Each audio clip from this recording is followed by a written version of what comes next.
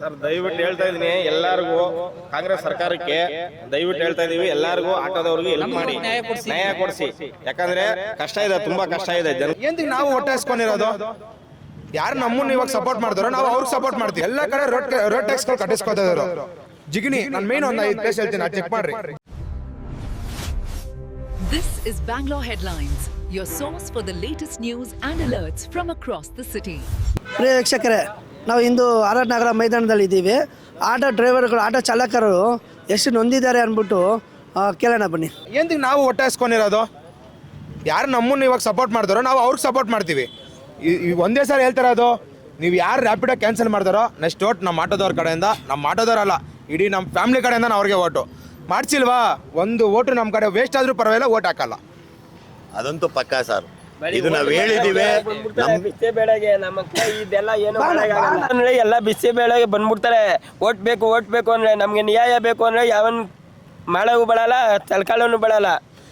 ಆಮೇಲೆ ಇದು ಎಲ್ಲ ಕಡೆ ರೋಡ್ ಟ್ಯಾಕ್ಸ್ಗಳು ಕಟ್ಟಿಸ್ಕೊತಾ ಇದ್ರು. ಜಿಗಣಿ ನಾನು ಮೇನ್ ಒಂದು 5 ಪ್ಲೇಸ್ ಹೇಳ್ತೀನಿ, ಅದು ಚೆಕ್ ಮಾಡಿರಿ. ಜಿಗಣಿದಲ್ಲಿ ಚೆಕ್ ಮಾಡಿರಿ, ರೋಡ್ಗಳು ಚೆನ್ನಾಗಿಲ್ಲ. ಬೊಮ್ಮನಳ್ಳಿ ಚೆಕ್ ಮಾಡಿರಿ, ಕೂಡ್ಲಿಘಾಟ್ ಚೆಕ್ ಮಾಡಿರಿ, ಎಲೆಕ್ಟ್ರಾನಿಕ್ ಸಿಟಿ ಚೆಕ್ ಮಾಡಿರಿ, ಕನಕಪುರ ಹೈವೇ ಇವಾಗ ಹೈವೇ ಹಾಕಿದೆ ಗೊತ್ತಾ, ಹೈವೇ ಕಡೆ ಹಿಂಗೆ ಬಂದ ನೋಡ್ರಿ ಸರ್. ಒಂದು ಶಾಕ್ ಅಬ್ಸರ್ವ್ ಫ್ರಂಟ್ ಗಾಡಿ ಬಿಟ್ಟರೆ 15,000 ಇಂದ 20,000 ಕೆಲಸ.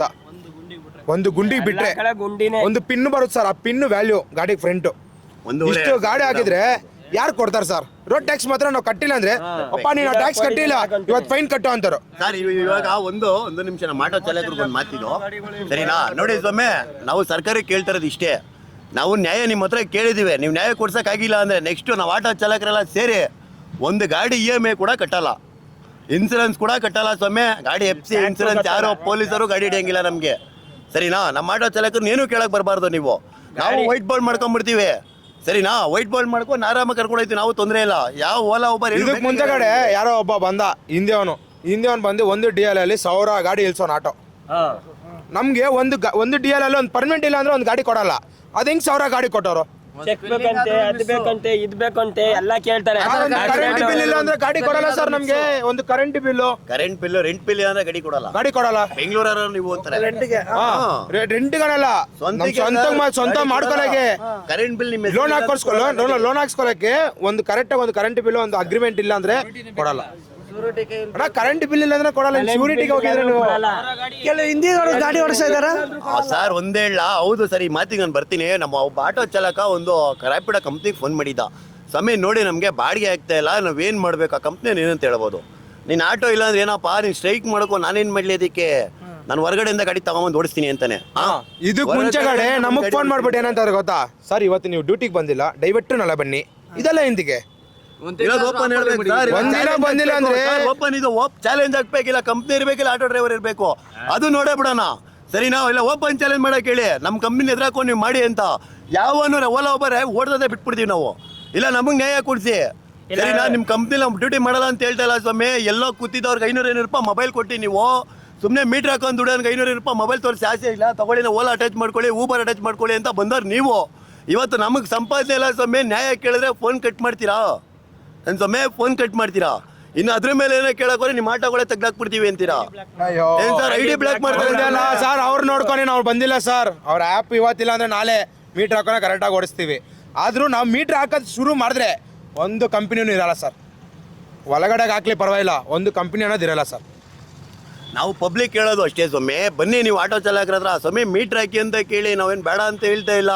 ಯಾರೋ ಆಟೋ ಡ್ರೈವರ್ ಮೀಟ್ರ್ ಹಾಕಲ್ವಾ, ಸರಿ ಅವ್ನ ಗಾಡಿ ಫೋಟೋ ತಗೊಳ್ಳಿ, ಅಲ್ಲೇ ನೀವೇ ಒಂದು ವಿಡಿಯೋ ಮಾಡೋಕ್ಕೆ ತೊಂದರೆ ಇಲ್ಲ. ನೀವುಗಳೇ ಬರ್ತೀರಾ, ಎಷ್ಟಾಯಿತು ಅಂತ ಕೇಳ್ತೀರಾ.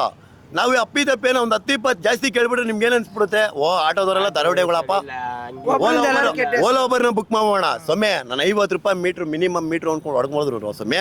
ಅವ್ನು 100-150 ರೂಪಾಯಿ ಕಮಿಷನ್ ತಿಂತಾನೆ ಸೊಮ್ಮೆ. ಇದನ್ನ ಯಾರು ಕೇಳಲ್ವ ನ್ಯಾಯ ಸರ್? ಈಗ ನಾವು ಮೀಟ್ರ್ ಹಾಕಿದ್ರೆ 100 ರೂಪಾಯಿ ಸರ್, ಆನ್ಲೈನಲ್ಲಿ 180-200 ರೂಪಾಯಿ ತೋರಿಸ್ತಾನೆ. ಅವರು ಕೊಡ್ತಾರೆ. ಆಟೋದವ್ರು 10-20 ರೂಪಾಯಿ ಕೇಳತ್ತಪ್ಪ ಸಮಯ. ಇವಾಗ ಒಂದು ಎಜುಕೇಷನ್ಗಳು ನಿಮಗೆ ಗೊತ್ತು, ಸರ್ಕಾರ ನಾನು ಕೇಳೋದು ಸೊ ಒಂದು ಮಗುನ ಸ್ಕೂಲಿಗೆ ಸೇರ್ಸಕ್ಕೆ ಹೋದ್ರೆ 1.5 ಲಕ್ಷ ಕೇಳ್ತಾರೆ. ಮತ್ತೆ ದುಡ್ಡೆಲ್ಲ ಸೋಯ್ತಾರೆ. ನಾವು 500,000 ದುಡಿತೀವಿ, ಹೆಂಡತಿ ಮಕ್ಳು ಸಾಕ್ಬೇಕು, ನಾವೇನ್ ಮಾಡ್ಬೇಕು? ಮತ್ತೆ ಇವೆಲ್ಲ ಸಾಲ ಇಲ್ಲ ಅಂದ್ರೆ ಸಾಲ ಸುಳ್ಳ ಮಾಡ್ಕೊಳ್ಳೋದು, ಸಾಲ ಜಾಸ್ತಿ ಐತೆ ಅಂತ. ಒಮ್ಮೆ ಒಂದು ನಿಮಿಷ ಸಾಲ ಕೊಟ್ಟವನು ಹೇಳ್ತೇನೆ, ನಿನ್ ದುಡ್ಡು ಕಟ್ಟಾಗ ನೀನ್ ಹೆಂಡತಿನ ಕಳ್ಸಪ್ಪ ಅಂತಾನೆ. ನಾನು ಹೆಂಡತಿನ ಕಳಿಸ್ಲಾ ಅವಾಗ? ಆಟೋ ಡ್ರೈವರ್ನ ಕೇಳೋ ಮಾತವನು, ದುಡ್ಡು ಕಟ್ಟಾಗ ನೀನ್ ಹೆಂಡತಿನ ಕಳ್ಸ ಮನೆಗೆ ಅಂತಾನೆ. ಈ ಕಡೆ ಸಂಪಾದನೆ ಇಲ್ಲ. ಈ ಕಡೆ ಸಂಪಾದನೆ ಇಲ್ಲ. ನಾವೇನು ಮಾಡ್ಬೇಕು ಮತ್ತೆ? ಏನು ಮಾಡ್ಬೇಕು ಸ್ವಾಮಿ? ನಾವು ದುಡ್ಕೊಂಡು ತಿಂತೀವಿ ಅಂತ ಹೇಳ್ತಾ ಇದ್ದೀವಿ, ನಾವೇನು ಬೇರೆ ಏನೂ ಮಾಡ್ತಾ ಇಲ್ಲ.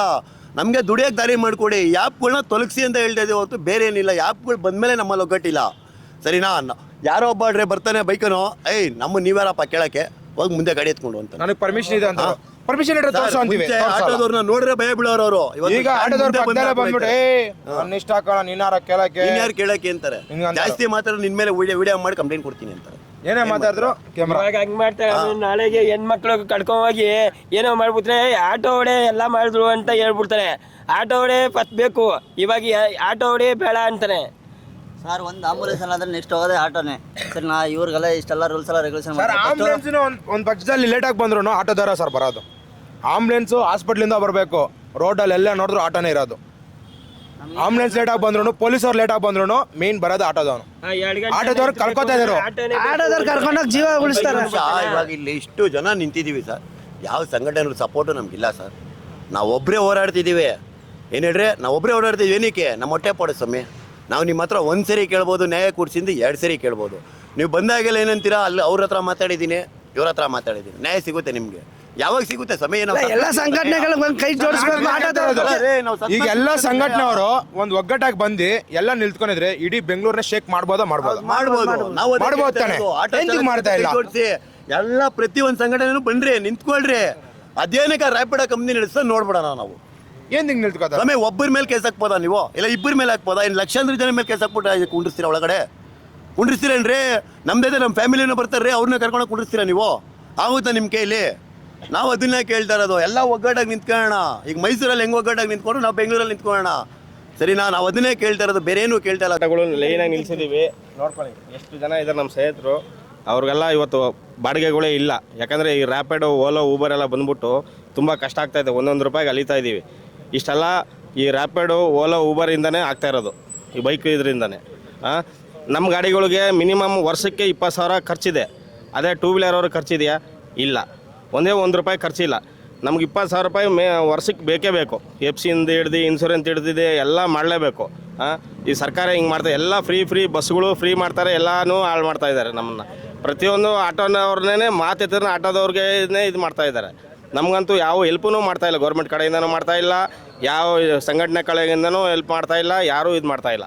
ಎಷ್ಟು ನಾವು ನೊಂದ್ಕೊಂಡಿದ್ದೀವಿ ಅಂದರೆ ಇವತ್ತು ನೋಡಿ 3 ಲಕ್ಷ 4 ಲಕ್ಷ ಬಂಡವಾಳ ಹಾಕ್ಬಿಟ್ಟು ಗಾಡಿಗಳು ನಿಂತ್ಕೊಂಡ್ರೆ ಯಾರಿಗೆ ತಾನೇ ಇದಾಗುತ್ತೆ ಸರ್? ಹೇಳಿ, ನೀವು ಹೇಳಿ.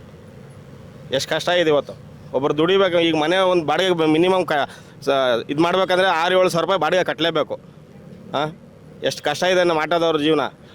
1 ರೂಪಾಯಿಗೆ ಅಲಿತೀವಿ. ಇವರು ಈ ಸೆಂಟ್ರಲ್ಲಿ 2 ವೀಲರ್ ಅವರು ಇದೆಲ್ಲ ಬಂದ್ಬಿಟ್ಟು ಎಷ್ಟು ನೋಡ್ತಾರೆ. ಇದು ಫ್ರೀ ಬಸ್ ಬೇರೆ ಬಿಟ್ಟವ್ರೆ, ನೋಡ್ತಾ ಇದ್ದೀರಲ್ಲ. ಎಷ್ಟು ಸಮಸ್ಯೆ ಮಾಡ್ತಾ ಇದ್ದಾರೆ. ಫ್ರೀ ಬಸ್ಸಿಂದ ಏನಾದರೂ ಆಗ್ತಾ ಇದೆಯಾ? ಏನೂ ಆಗ್ತಾಯಿಲ್ಲ. ಎಷ್ಟು ಜನಗಳಿಗೆ ತೊಂದರೆ ಕೊಡ್ತಾ ಇದ್ದಾರೆ ನೋಡಿ ಸ್ವಾಮಿ.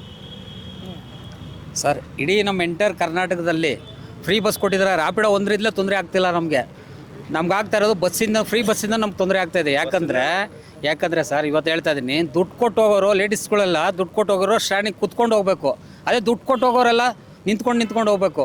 ಇವತ್ತು ಸ್ಕೂಲ್ ಫೀಸ್ ಎಷ್ಟು ಸರ್? ಮಿನಿಮಮ್ ಏನೇ ಇಲ್ಲ ಅಂದ್ರೂ ಯಾವುದೇ ಒಂದು ಚಿಕ್ಕದು ಯಾವುದೋ ಒಂದು ಕಾನ್ವೆಂಟ್ ಆದರೆ ಲಕ್ಷ ಕೊಡಬೇಕು ಅಲ್ವರ ಸರ್? ಫ್ರೀ ಬಸ್ ಬರೋದಕ್ಕಿಂತ ಮುಂಚೆ ಏನೇ ಇಲ್ಲ ಅಂದರೂ 1,000 1,500 ರೂಪಾಯಿ ದುಡ್ಕೊಂಡು ಹೋಗ್ತಿದ್ರು ಆಟೋ ಡ್ರೈವರ್ಸ್ಗಳು. ಫ್ರೀ ಬಸ್ ಬಂದಿರೋದ್ರಿಂದ ಸರ್, ನಮ್ಮ ಕರ್ನಾಟಕದಲ್ಲಿ ಯಾರು ನಮಗೆ ಓಡಾಡೋಕ್ಕಾಗ್ತಿಲ್ಲ, ಫ್ರೀ ಕೊಡಿ ಅಂತ ಯಾರಾದರೂ ಕೇಳಿದ್ರೆ ಸರ್? ಒಬ್ಬರು ಕೇಳಿದ. ಅದ್ರ ಬದಲು ಸರ್, CM ಸಾಹೇಬ್ರೆ, ನೀವು ಅದ್ರ ಬದಲು ಹಾಸ್ಪಿಟ್ಲು ಮತ್ತು ಮಕ್ಕಳದು ಏನಿದೆ ಅದ್ರದ್ದು, ನಮ್ಮದು ಆಟೋ ಡ್ರೈವರ್ಸೇ ಅಲ್ಲ, ಕ್ಯಾಬ್ ಡ್ರೈವರ್, ಯಾವುದೇ ಒಂದು ಎನಿವನ್ನು ಕೂಲಿ ಕಾರ್ಮಿಕರು ಯಾರು ಇರ್ತಾರೆ ಅವ್ರಿಗೆಲ್ಲ ನೀವು ಫ್ರೀ ಕೊಡಿ ಸರ್. ನೀವು ದೊಡ್ಡ ಮಟ್ಟಕ್ಕೆ ಹೋಗ್ತೀರಾ. ಅದು ಬಿಟ್ಬಿಟ್ಟು ನೀವು ಫ್ರೀ ಬಸ್ ಕೊಡೋದ್ರಿಂದ ಯಾರಿಗೇನು ಲಾಭ ಆಗಿಲ್ಲ ಸರ್. ಇದ್ರ ಕೊಡೋದ್ರ ಬದಲು ಎಜುಕೇಷನ್ ಮಕ್ಳುಗಳು ಕೊಡಿ, ನಮ್ಮಂಥ ಬಡವರು ಉದ್ಧಾರ ಆಗ್ತಾರೆ. ಅದ್ರ ಬದಲು ಇದು ಕೊಡಿ ಸರ್, ಹಾಸ್ಪಿಟ್ಲ್ಗಳು ಕೊಡಿ. ದೊಡ್ಡವರೆಲ್ಲ ಅಯ್ಯೋ ಸಿದ್ದರಾಮಯ್ಯ ಸಾಹೇಬ್ರೆ ನೀವು ಕೊಟ್ಟಿದ್ದರಿಂದ ನಾವು ಒಂದು ಆಪ್ರೇಷನ್ ಮಾಡಿಸ್ಕೊಂಡು ಮುಂದುವರೆದ್ವಿ ಅಂತ ಹೇಳ್ತಾರೆ. ಇದನ್ನು ಬಿಟ್ಬಿಟ್ಟು ಸರ್, ನಮ್ಮಂಥ ಅಮಾಯಕರ ಮೇಲೆ ನೀವು ಮಾಡೋದು ದಬ್ಬಾಳಿಕೆ ಭಾರಿ ಕೆಡ್ತು ಸರ್. ಮಾಡಬೇಡಿ ಪ್ಲೀಸ್, ನಿಮ್ಮ ಕೈ ಮುಗಿದು ಕೇಳ್ತೀವಿ. ನಮಗೊಂದು ಅದೊಂದು ನಡೆಸ್ಕೊಡಿ ನೀವು. ಅಷ್ಟು ಬಿಟ್ಟರೆ ನಮ್ಗೆ ಇನ್ನೇನು ಕೇಳಲ್ಲ ಸರ್. ಅಷ್ಟು ಬಿಟ್ಟರೆ ಇನ್ನೇನಿಲ್ಲ ಸರ್. ಇನ್ನೊಂದು, ಈಗ ನಾವೇನೋ ವಯಸ್ಸು ಹುಡುಗರು ಏನೋ ನಡೀತದೆ ಸರ್, ಓಲಾ ಊಬರು ಅವೆಲ್ಲ ಮಾಡ್ತೀವಿ. ಇಂಥವ್ರು ಏನು ಮಾಡ್ತಾರೆ ಹೇಳಿ? ಮೀಟ್ರನ್ನೇ ನಂಬ್ಕೊಂಡು ಗಾಡಿ ಓಡಿಸ್ತಾ ಇರೋರು ಅವರೇ, ಬೇಜಾನ್ ಜನ ಅವರೇ ಸರ್. ವಯಸ್ಸಾದವರು ಏನು ಮಾಡ್ತಾರೆ, ಇವೆಲ್ಲ ಆ್ಯಪ್ಗಳು ಬಂದು ಎಲ್ಲ ಹಾಳಾಗ್ಬಿಟ್ಟಿದೆ. ಸ್ಟ್ಯಾಂಡ್ಗಳು ಬಂದರೆ ರಫ್ ಯೂಸ್ ಮಾಡ್ತಾರೆ ಅಂದ್ಬಿಟ್ಟು ಬರೀ ಅದೊಂದು ಹೇಳ್ತಾರೆ. ರೋಡ್ ಮೇಲೆ ಕೈ ಹಾಕಿ ಸ್ವಾಮಿ, ಅಡ್ಡಾಕಿ ಕರ್ಕೊಂಡು ಹೋಗ್ತೀವಿ ನಾವು. ಕೈ ಹಾಕಲ್ವಲ್ಲ ಸ್ವಾಮಿ. ನಮ್ಗೇನೆ ಆನ್ಲೈನ್ ಸಂಸ್ಥೆ ಬಂದ್ಬಿಟ್ಟು ಹಾಳಾಗಿದೆ ಅಷ್ಟೇ ವ್ಯತ್ಯಾಸ, ಇನ್ನೇನಿಲ್ಲ ಅಲ್ಲಿ. ವಯಸ್ಸಾದವ್ರು ಏನು ಮಾಡ್ತಾರೆ?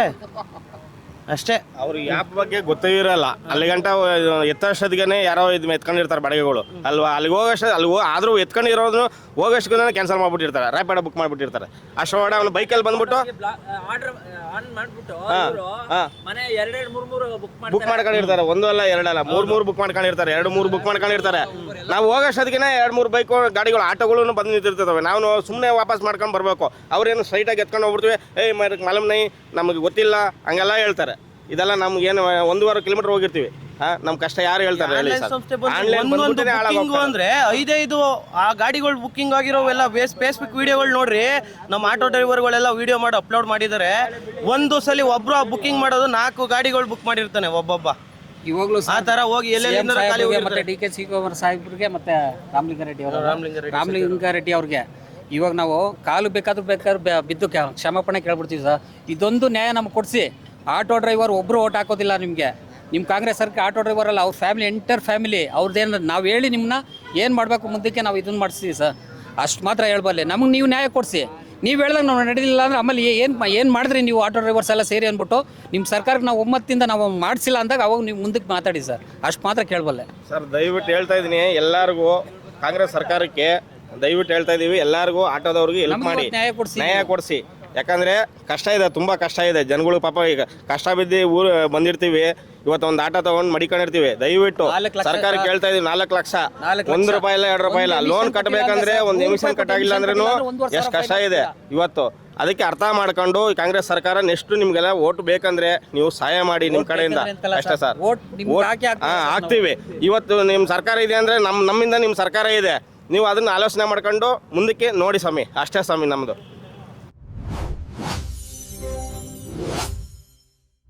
Subscribe channel for latest update.